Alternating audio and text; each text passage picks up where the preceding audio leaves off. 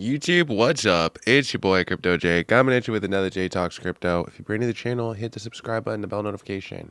Doing my best each and every day, giving you guys topics of cryptocurrency. We're gonna talk about some Bitcoin. We're gonna talk about some Toshi Coin. Today is Thursday, and we know that the market tends to sometimes move on a Thursday. Sometimes it tends to, right? Ultimately, we don't know what's going to happen. It is 8:30 in the morning over here too. We got so many messages. I woke up this morning, so many messages. And somebody said, the price is down. What's happening?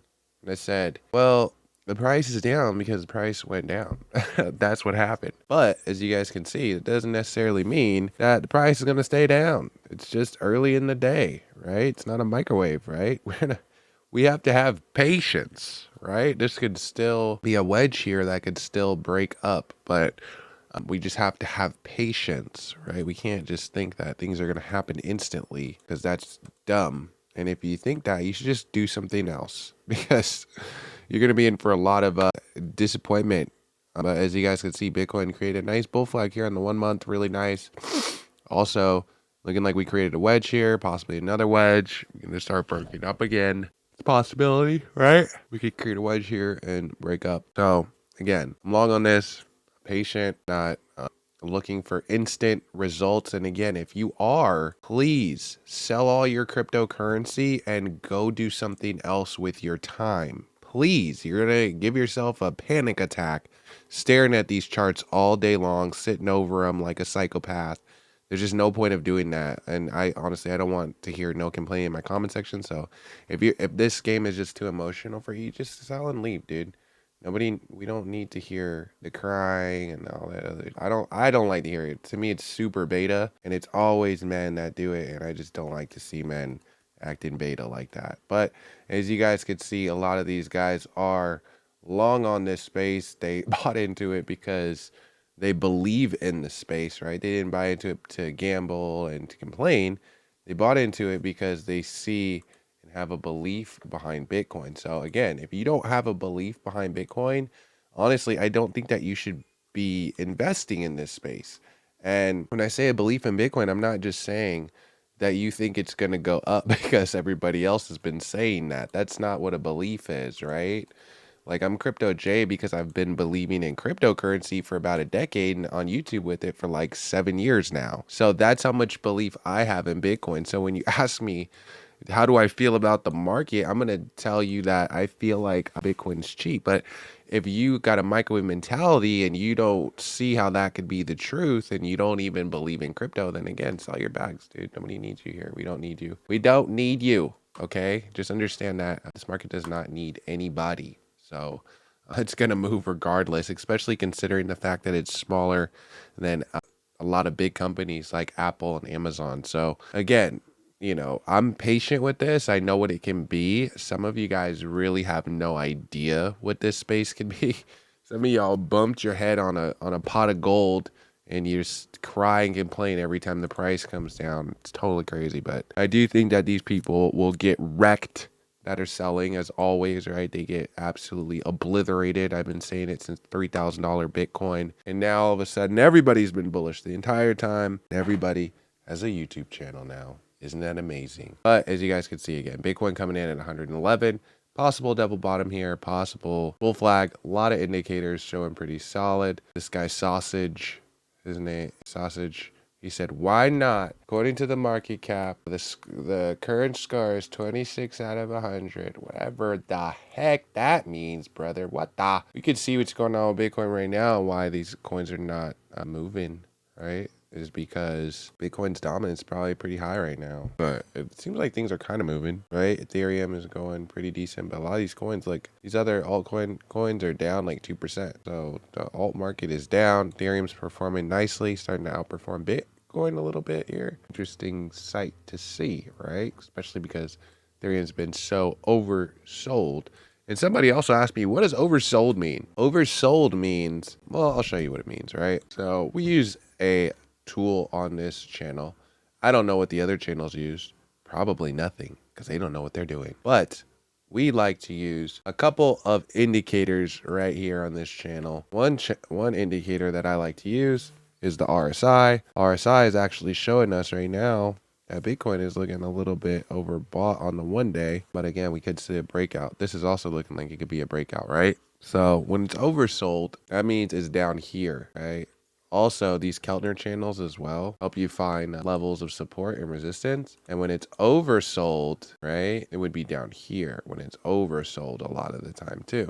When it's oversold, right? And it's oversold, right? When you're breaking down below these levels and the RSI is also showing oversold. Again, it just lets us know the volume, right? Oversold zone. Broke past the bottom level of support so far that it's considered to be overly sold, right? Something to pay attention to. But let's talk about some Toshi, since I know that's the coin that people are crying about. But I'm not crying. As a matter of fact, I'm trying to stack as much as possible because, again, Toshi Coin is still looking solid. The chart still does not look bad. The monthly chart is still looking incredible. It's looking like I should just be happy, and that's all. You know, I'm not freaking out. I'm not paper handsing. There's an old saying, it's when in doubt, zoom out, right? I always look macro first. I don't sit on 15-second charts and stuff. Like if you're sitting on a chart like this and you're not swing trading this, you're not scalping this. This is not even a day trade chart, right? It's a 15-minute chart. This is like scalping and just swing trading. So if you're trading on this chart or you're looking at this chart, just understand that the chart that you're looking at is not long-term. This is made for people that are looking to get in and out of the market very fast. That's why these charts look very volatile. The smaller down I go, the more wild and volatile this chart is going to look. And again, if I'm sitting on the 5-minute looking at this all day because I'm a psychopath, I have nothing else to do with my life and I have no job or something, like, then yeah, this is going to cause you a lot of anxiety. But if you're just somebody that is going to work, doing what you're supposed to do, not sitting watching YouTubers, trying to plan your next move all day, trying to actually learn cryptocurrency and actually put some money in the bank and dollar cost average, then again, this could be a golden opportunity for you, the hardworking man, and not for the lazy man who looks for instant gratification, right? The guy who comes into this space looking for instant gratification, he loses. He loses every single time. He's a gambler. He's irresponsible with his money a lot of the time. He likes to blame shift, right? He doesn't take ownership or accountability for his stupidity, right? Over leveraging the dumb stuff, buying tops, all that dumb stuff that people don't like to be accountable for. They like to hold other people accountable for or try to hold other people. Like if you bought up here and you can't hold accountability for that, then again, why'd you buy up here? Like why did you buy it at an all-time high, right? You shouldn't be. I personally, again, I can't tell you what to do with your money. I'm not a financial advisor, but I would just say that buying at all-time high is pretty dumb, right? And then complaining when the price is cheap is also equally as dumb, right? Because every time that the price goes cheap, people start complaining. Like I think is idiots, because cheaper prices shouldn't be something that you complain about. Like you don't go to Costco and be like, oh, these samples are free. Like, what is wrong with you guys? Or like, oh, the price on turkey went down. I hate this place. Like, you don't think like that. But you have faith in Costco and you just know that there's nothing wrong with the turkey. It's just cheap today, right? You don't think, oh, this turkey probably, all the turkeys are sick. It's the end of the world. You don't think in this way because you're like bred to be a consumer and to spend your money. But when you buy into investments and stuff like that, one, it carries a risk. And two, you're investing into something for the future, right? You're not gambling in something for a couple of minutes or a couple of days, right? And if you were, then why didn't you buy it down here and sell it when it went up? Why'd you buy it at the top, genius? I don't understand the mind of these retail. Well, I do understand the mind of retail because I've been a retail investor and I know what it's like to be a new investor. And again, people don't like to buy when the market sentiment is extreme fear, when there's all these talks of, is Bitcoin going to go down to 50,000 and all this stuff. People were not quick to pull out their pocketbook, right? But then as soon as we hit 100K, everybody's talking about how bullish they are. And when I always say when When they're greedy, I'm fearful. And when they're fearful, I'm greedy. I try to think as opposite of the market as possible because even though it's great and stuff like that, that we're all doing crypto, the majority of people in this space, they don't trade. They are gambling. They don't read contracts. They're also idiots. And that's just the reality of it. And I'm not trying to be mean or anything like that, but this game takes time, it takes skill, and it takes some commitment to the space. And I look at these charts every day. I read contracts every day, and that's why I'm confident when I talk about stuff. That's why I know what I'm talking about. And a lot of these people, they just don't do that. They don't put in the time to the craft to actually learn it. They just get into it trying to get rich quick, just like everything else, right? Just like Shopify, just like any other business, real estate, any business that you start, right? There's always going to be one group of people that take it seriously, that dedicate themselves every day to getting better, a little bit better, a little bit better, and they invest in themselves. And then there's the people that they got into it because their friend told them about it, right? Isn't this the same as real estate and Shopify and all these other industries?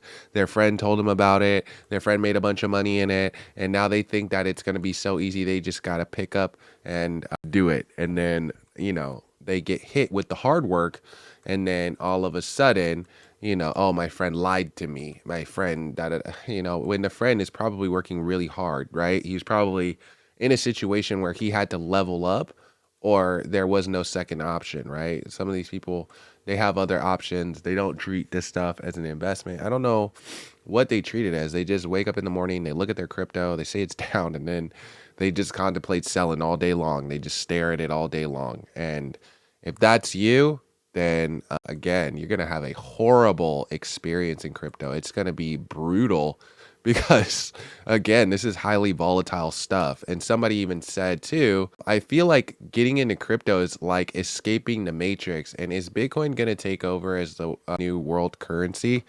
To both, I would say no. That is a euphoria feeling that you're feeling. You're feeling this bull cycle euphoria that is so dangerous to people, especially at times right now. This is the exact thing that you try to not tell yourself, is that you're escaping the matrix by getting into cryptocurrency, because as soon as the price gets volatile, you're gonna feel like the matrix caught up to you. Like this chart is going to have corrections. It's going to have, there's going to be recessions, right? There's going to be depressions. There's going to be times where Bitcoin will go so low that the market sentiment will be so bad that it will make you question everything and everybody who ever told you about cryptocurrency. And that's, again, where your conviction comes into play, where your research comes into play, and where your belief comes into play, because those opportunities historically have been amazing opportunities to just be patient, right? And to stop buying the top, stop buying this, right? Some of you guys that are just getting into the market right now, guess what you're buying? The top right now. You're buying the top right now. You're doing it right now. Okay. So again, the feeling of escaping the matrix when the price of Bitcoin is at the top, again, when they're fearful, I'm greedy. And when they're greedy, I'm fearful. I've been paying attention to this fear greed index. Every time people are making all these outrageous, dumb claims, it makes me feel like, okay, maybe start locking in a little bit, because these guys are going to get hit in the face like Mike Tyson in a minute, like crazy, like knocked out of the ring. Like, because I already know how this game goes, guys. And that's why I try to tell you guys. I just try to tell you based off my experience that probably like 99% of this space, of all this crypto stuff, is scams. And about 99% of people don't know what they're doing. And about 99% of people also will lose in this game, right? They will lose. And the reason why they lose, couple of reasons. One, they don't know how to do their research. They don't know how to check contracts. But also, there are two things that I always say kill in this game is being too impatient, right? The microwave guy, right? The guy, why is it down today? Why is it red today? And then the other guy is the guy who's being too greedy, right? The guy who's like, oh, Bitcoin just hit 111,000. Let me go sell my house. Let me go take out a loan. Let me go do some dumb stuff. I got to go, rob a bank or something crazy like that. Like, That is all dumb stuff to do. Don't do any of those things. That's dumb. You know, I can't tell you what to do with your money. If you want to make wildly irresponsible financial decisions, that's up to you. Just be ready for your wife to serve you some divorce papers after that, because I've seen that happen many of times. These markets destroy families. They destroy lives. And again, those people, it's hard to say that they don't deserve it, because you know they're not going to ever take accountability for the fact that they were over leveraged and they were being irresponsible with their money.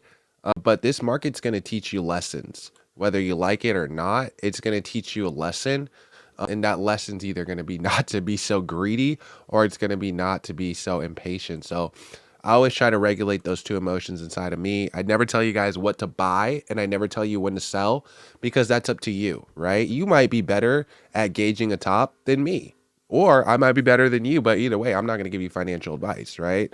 I'll just tell you kind of what the top has looked like in the past, and I'll tell you, no, you know, sometimes what levels are levels of support to pay attention to. But at the end of the day, guys, you got to do your own research. And I say that for a couple reasons, but one of the main reasons is for days like today when prices are volatile and it takes a little bit belief in the space that you invested in, right? You weren't gambling in this space, you were investing, right? You're an investor, right? So you're not gambling, right? You just see cheaper prices and you don't get upset about them. You get excited about them, right? When I was making videos and nobody was showing up in the comment section, it was actually really the best time to be buying. And those are the times that I pay attention to. That's why I was so busy. Everybody else and all the other YouTubers took a big long break and they took a vacation, and I don't know where they went. But then they came back up at the top, right? Once Bitcoin starts getting all expensive again, they're like, hey, now's my chance to get back in this YouTube stuff and get everybody wrecked, right? Well, just understand again that we're at an all-time high right now. You know, we are seeing if the price will break out today. You know, again, I said if price hits 115 today, I'll shave my head, right? But again, we got to see a breakout, right? This 11.5 range, we got to break out of this. This could be a nice cup and handle. It's going to take patience. I know some of you hate it. You hate the P word, right? Oh, not patience. Oh, no. Oh, no. Well, guess what, guys? Some of us have been in this space for a really long time, and we've been really way more patient than you could ever fathom being with Bitcoin. So welcome to the club. Since you're an investor now, right? And you're long on the space, welcome to the club. If you cannot be here on the red days, you don't deserve the green days, in my opinion. You have to earn your stripes in this game, buddy. And guess what? Your boy Crypto J has been through many of turns in this market. I've been through recessions in this market. I know what it's like to be new in this market. I understand the mind shift that it takes. It really does take a mind shift, and you have to check yourself and check your thinking, and you have to invest in your brain when it comes to trade psychology, because there's a whole nother side to trading, which is the psychology. And I would actually argue that trade psychology is equally as important as TA. It's equally as important as checking the contract. It all is important, guys. There's a lot of different aspects, but yeah, trade psychology is important because by default, you're an idiot, okay? By default, you're a greedy, impatient idiot. So you have to undo those things. We all are like that. It's not just, I'm not trying to be mean to one person. I'm telling you because I had to undo the way that I thought too. And I had to change my way of thinking so that when I see red, now I see green. And when I see green, that again, when they're greedy, I'm fearful. When they're fearful, I'm greedy. When this chart is too high on this greed index, I'm paying attention. The amount of run up that we've had, I'm paying attention. I'm watching these things. I'm looking at prior trends and seeing what has happened and what could possibly play out. And again, I can't tell you what to do with your money. I'm not a financial advisor, but I'm telling you, you should use as many indicators. You should do as much as you can to do your own research so that you feel better when you make these decisions. I hope this video helps somebody. I hope it soothed your nerves, right? Some of you guys woke up to a panic attack and it's only 9 a.m. I don't understand it. But please, you know, invest in things that you believe in. And if you don't believe in this space, guys, it's not going to be worth your mental health to fight an uphill battle of yelling at the screen, yelling at me, These type of things, guys, is not going to make you a better trader. It's honestly going to make you a worse trader. The more you complain and to other people, the more you do not accept the mistakes that you made. It's like we don't go to college to do crypto, but you have to pay your dues for sure. You have to learn from your lessons, your mistakes. And if you just keep making mistakes and you just keep spending money, making mistakes, you're not checking the contract. You just keep doing this idiot thing of not checking contracts and just listening to YouTubers and not checking the contract. Then every time you get wrecked, whose fault is that? Is that your fault? Is it the YouTuber's fault? I mean, it is the YouTuber's fault too, because this guy should be more responsible in reading these contracts. And if he can't do that, then why is he on YouTube? It's irresponsible. But also, you have to be responsible and just not give people the benefit of the doubt. I heard one YouTuber talking about a project that I exposed, and he said, "Oh, I just gave the dev team the benefit of the doubt when I talked to them." We don't give people the benefit of the doubt in crypto. That's dumb. Right? I'm telling you that because I always tell you guys, I'm your homie Crypto J. I don't want to watch you get wrecked. That's a fact. Okay. I wouldn't tell you this. I wouldn't tell you go out and double check everything that everybody says. Even double check the things that I say. Make sure that this coin's going to get listed on this day or or whatever I said that you may be like, okay, this might be a thing that I might want to do some research in. Go do your research, fool. I've been telling you guys to do your research. And if you're not doing research, again, you are missing the most important part of being in cryptocurrency. And if you don't know how to do your research, also, I have a Patreon. Join us on Patreon. I also have a Telegram that you'll be added to as part of being in the Patreon. You can ask me questions on contracts, all kinds of stuff. But again, guys, this game takes patience. It's not a microwave. And if you want to be in this space and you want to be profitable in this space, then you have to have patience and you have to do your research and you have to invest in things that you believe in so that you don't become a nagging, crying, complaining man baby. And I have to say man baby because it's really not the girls that come crying in the comment section. It's not. It's the guy who has a 5-legger parlay set for the weekend with $1,000 on it and his rent money and his car note and everything is laying on a 5-legger parlay and a Bitcoin that's sitting at an all-time high. That's the guy that I get complaining to me, the lazy guy who is not making any money right now, who is so focused on the money that he has in the market instead of focusing on new money and only investing money he can afford to lose. He's doing the opposite, right? He has no money coming in and then he's investing 100% of his money in the market. Guys, if that's you, stop it. Stop it, please. For the sake of yourself, some of you brothers are married. For the sake of your marriage and your family and your kids, stop it. Be responsible. Stop being over leveraged. Stop listening to YouTubers telling you that everything's going to go to the moon and 100x in under 24 hours. Stop. You're going to get wrecked. They're going to destroy your life. They're going to destroy your family life. And your wife is not going to forgive you. Okay? So, again, just understand that, fellas. Stop being over leveraging greedy heathens and then becoming beta males as soon as the price goes down 3%, please, because I'm not going to do anything. I'm not going to be your pillow for you to cry your little beta tears on my shoulder. I'm just going to laugh at you. And honestly, I might clown you because you need to learn, right? Like growing up, and this is bad, but growing up, I remember at one point I went through this little period where I was fat, right? And I was weak. Like when I joined the football team and I was like out of shape basically. And I was like in the 9th grade. So again, but when you're on the football team, they have different weight groups, right? And I remember all my friends would go into the stronger weight group and I was like with all the weak guys. And I didn't realize at the time, but that was doing something to me psychologically. Every time I had to go and lift weights with the weak guys, I was like, dang, man, I'm over here lifting weights with these weak guys. And then you know what happened? You know, one day I was doing bench press and I was struggling, right? I like the 245 pounds, right? And I was in 9th grade. A lot of guys, I mean, now these kids, I don't know what they're putting in the milk these days, but even back then, dude, we had kids that were like, we had a 9th grader who came in my junior year and this dude was already lifting close to 400 pounds. I'm not even kidding. It's crazy, but anyway, so I had to lift these weights and I was just struggling. And I remember my friends were laughing at me. They started laughing at me. They started clowning me. It started becoming a thing, right? Because why were they laughing at me? Because they already put into work, right? They had already had their football seasons in the past and stuff like that. They were kind of, and I was coming from a whole nother city and just getting into football. You know, I hadn't played football since Pop Warner, but you're not lifting weights when you're like 10 years old. So again, these guys, they were just playing longer than me, like 8th grade, 9th grade. And so by the time they got in, they were already kind of preconditioned and they already went through like their summer thing and stuff like that. And I just came in, you know, wet behind the ears trying to play catch up, right? Like the new guy in crypto. I just came in like trying to do my thing and trying to get, you know.